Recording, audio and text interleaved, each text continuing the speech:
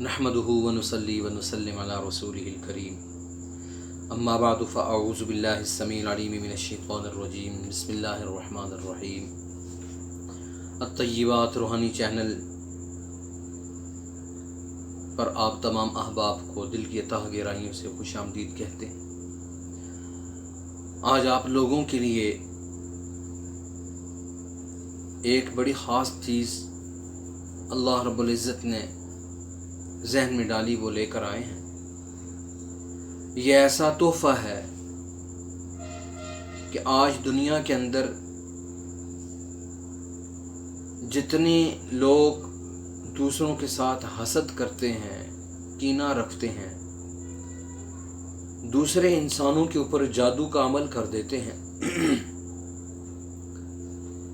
उस जादू के अमल को ख़त्म करने के लिए ये एक बड़ी शानदार चीज़ जो चंद लाइनों पर मुश्तमिल है वो आपके सामने पेश खिदमत है। और इस चीज़ का ताल्लुक किसी आम इंसान के साथ नहीं, बल्कि वो शख्सियत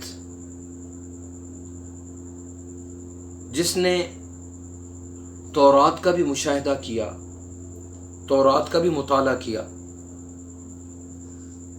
यहूद के जो 10 बड़े उलमा थे, उन उलमा में से एक आलिम हज़रत अब्दुल्लाह इब्न सलाम रज़ी अल्लाह ताला अन्हु जब मुसलमान हुए तो यहूद के अंदर बड़ी परेशानी पैदा हो गई। उन्होंने कहा ये एक बहुत बड़ा हमारे कैंप का एक आदमी था, वो मोहम्मदी कैंप में चला गया सल्लल्लाहु अलैहि वसल्लम। दीन इस्लाम को उसने कबूल कर लिया। और यहूद जो एक ख़ास ज़हनियत के मालिक हैं, वो हसद, कीने और बुग़्ज़ से लोटपोट हो रहे हैं। और वो ये कोशिश में है कि अब ये बंदा दूसरे कैंप में चला गया है, किसी तरह इसको ऐसा ज़रर पहुँचाया जाए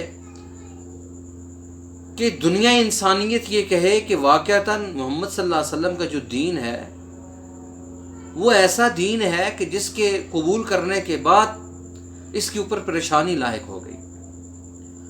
और यहूद ने बड़े बड़े उस दौर के बड़े बड़े जादूगरों को इकट्ठा किया और उन लोगों के ज़िम्मा ये लगाया कि तुमने ऐसा काम करना है कि इसका चेहरा मस्ख हो जाए, इसके चेहरे की नूरानियत छिन जाए और ये ऐसा दागदार हो जाए कि हम दुनिया इंसानियत को ये बता सकें कि यहूद सच्चा मज़हब था, यहूदी ज़हन सच्चा था। अब्दुल्लाह इब्न सलाम जैसी शख्सियत जब इसको छोड़कर दीन इस्लाम में दाखिल हुई तो उसको ये मुसीबत आ पड़ी। अब दुनिया को ये बावर कराना था। उसके लिए उन्होंने जितना चोटी के बड़े बड़े जादूगरों को बुलाया और उन्होंने उस पर अपना पूरा टिल लगा दिया, अपनी सारी सलाहियतों को, अपने सारे मालो असबाब को, अपनी कुल मता को इस पर सर्फ करने के लिए तैयार हुए और उन्होंने किया। अब्दुल्लाह इब्न सलाम रज़ी अल्लाह ताला अन्हु फरमाते हैं, अगर मैं ये चंद कलिमात, ये चंद लाइनें अगर मैं न पढ़ता तो यहूद जादू के ज़ोर से मुझे गधा बना देते। नऊज़ु बिल्लाहि मिन ज़ालिक। अल्लाह रब्बुल इज़्ज़त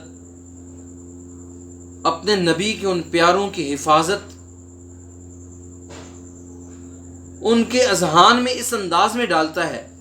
इमामुल अंबिया सल्लल्लाहु अलैहि वसल्लम कि वो सहाबी रसूल जब ईमान लेकर आए, वो फरमाते हैं कि मैंने फिर इस दुआ का विर्द शुरू कर दिया,